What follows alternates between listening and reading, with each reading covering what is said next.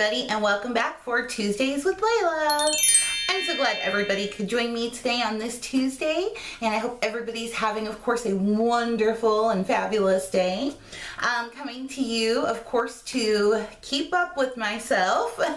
And last Tuesday, and which I always link the previous Tuesday below down in the description, but last Tuesday I had made I put myself out there and I said I was going to start an exercise regimen to progress my weight loss. Now, of course, I do weigh in on Tuesdays at work. So I weighed in last week, still nothing, not a pound or anything, but to update you on my goals, yes, I have started walking. I was able to walk 3 days last week. So like I said before, I only, start my workout on the days I have off and the day I'm not sleeping because I work 12-hour midnights. So, that got me, so I'm pumped, I'm motivated, I'm moving, I know that it's a process, it takes time, but I'm sure pretty soon I will start to see things taking shape and maybe some pounds dripping off. I don't know. So I was really kind of inspired. There's another team member from Team 383, which that link is also down in the description box to the website, as well as the co-founder Brian Fleming's YouTube page as well. So you can get a lot of strength, inspiration, hope from there. But one of the members had posted on the Facebook page, described Team 383 in one word. And people, of course, had all different kinds of responses. Positivity, diet, exercise, weight loss. And for me, the one word that I could come up with was strength. Because I get a lot of strength from Team 383 and just from actually everybody who helps support me in this journey that I'm on. It gives me strength. So that, of course, got my mind going, and I was like, yep, that's totally what I'm going to talk about is strength. And not just physical, but mental. And I am one of those believers, and I've said this 1,000 times, that you have to be here before you can move forward.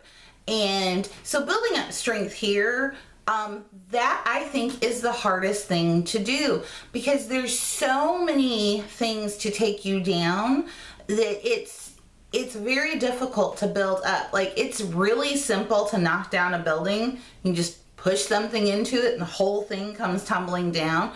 But to build that building takes time. It takes effort. It takes teamwork. It takes a lot.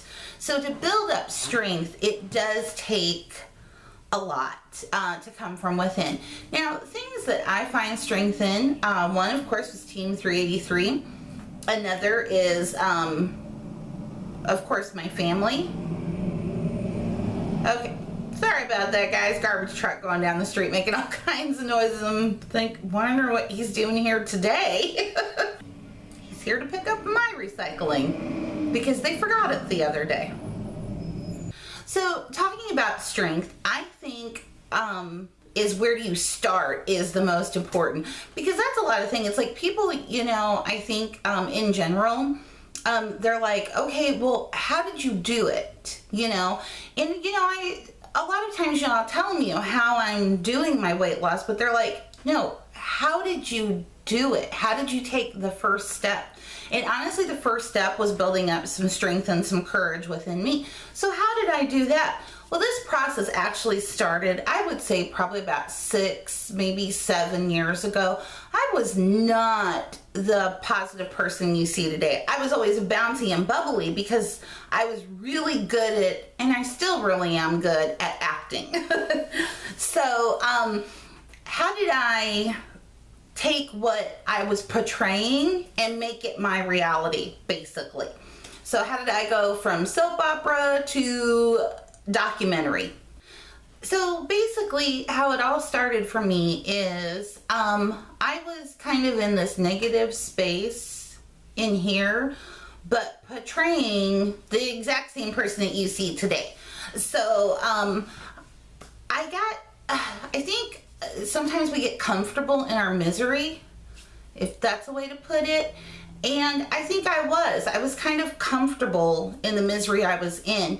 Part of my dilemma is that I suffer from OCD. It's not as severe as, I'll sometimes say OCD, and I think people think I'm playing, but I'm really not. I really do have obsessive compulsive disorder. It's not severe, but it's definitely moderate. And so unfortunately, because of that, it causes me great anxiety when I can't do the compulsion that I'm obsessing about. It causes me extreme anxiety, almost crippling sometimes, almost.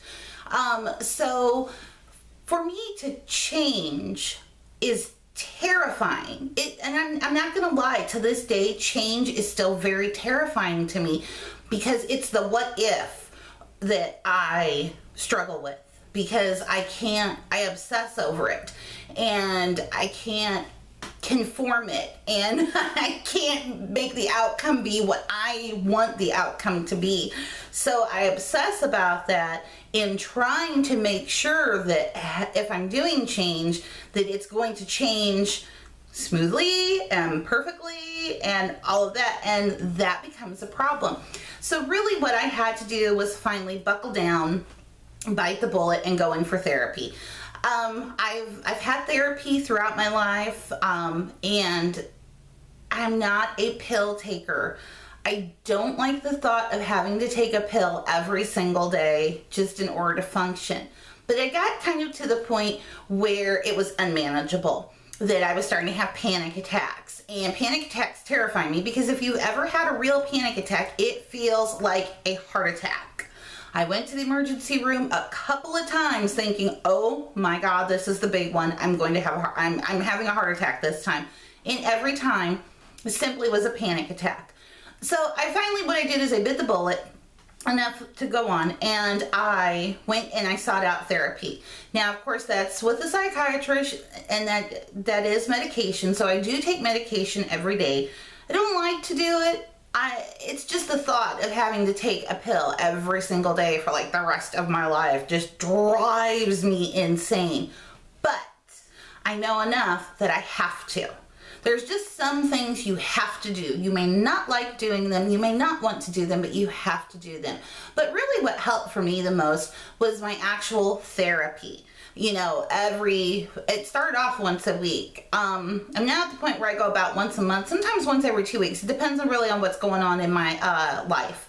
And that sometimes is the hardest thing to do, and that takes a lot of courage and strength you didn't know you had to step out and ask for help. And I honestly, when it comes to Team 383 and the Facebook page, that is, for a lot of people, that first step of stepping out and maybe being open with people. It's always so much easier to be open with a stranger, because you know that they're not going to take what you said and use it against you. That's always a really good thing. So I'm not, I am not a psychiatrist by any means, nor am I a professional speaker, nor should you take any advice without seeking professional opinions.